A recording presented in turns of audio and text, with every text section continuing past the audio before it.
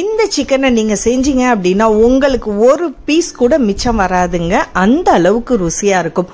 ஒரே மாதிரி சிக்கன் செய்யாம இந்த மெத்தட்ல ட்ரை பண்ணி பாருங்க. இந்த மாதிரி புது ரெசிபிஸ் எல்லாம் பாக்குறதுக்கு நம்ம சேனலை சப்ஸ்கிரைப் பண்ணீங்க. பக்கத்திலே இருக்க பெல் ஐக்கானையும் கிளிக் பண்ணிட்டீங்கன்னா உங்களுக்கு அப்டேட்ஸ் வந்துட்டு இருக்கும். குறைவான இன்கிரீடியன்ஸ் தான் இதுக்கு தேவை.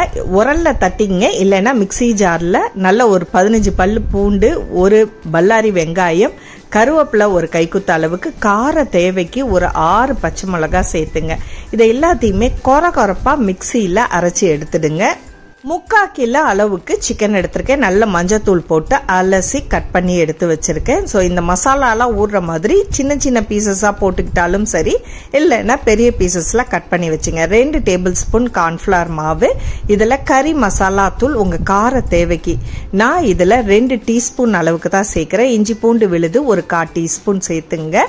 கருவேப்பிலை ஒரு கைக்குத்த அளவுக்கு.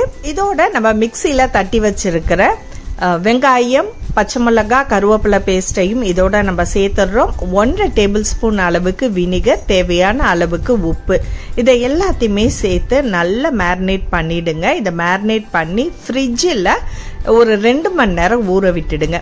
ஸோ இது நல்ல மசாலா ஊறி ரொம்ப டேஸ்டா இருக்கும். ஒரு நைட் ஃபுல்லா ஊறினா கூட அதோட டேஸ்ட் அல்டிமேட்டா இருக்குங்க.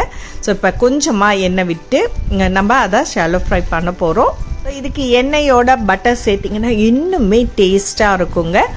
டீப் ஃப்ரை பண்ணி எடுத்தாலும் எடுக்கலாம், இல்லைன்னா இந்த மாதிரி எண்ணெயில போட்டு நாலாபுறமும் கோல்டன் ப்ரௌன் ஆன உடனே பொரிச்சு எடுத்துருங்க. எல்லாத்தையுமே நம்ம கொரகொரப்பா அரைக்கிறதுனால இதோட டேஸ்ட் வந்து ரொம்பவே சூப்பரா இருக்குங்க. இந்த பூண்டெல்லாம் நம்ம சாப்பிடும் போது ரொம்ப டேஸ்ட் வந்து டிஃப்ரெண்டா இருக்கும். நார்மலா நம்ம செய்யற சிக்கனுக்கும் இந்த மாதிரி நீங்க ட்ரை பண்ணி பார்த்தீங்க அப்படின்னா வீட்டில் உள்ளவங்க எல்லாருமே ரொம்ப விரும்பி சாப்பிடுவாங்க. நமக்கு ஒரு பீஸ் கூட மிச்சம் இருக்காது.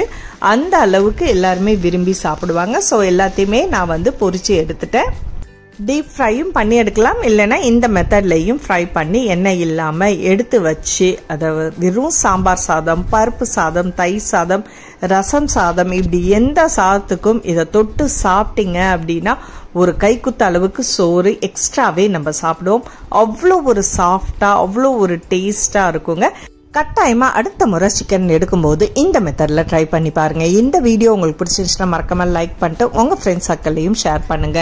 அடுத்த ஒரு இன்ட்ரெஸ்டிங்கான வீடியோவில் சந்திப்போம். நன்றி.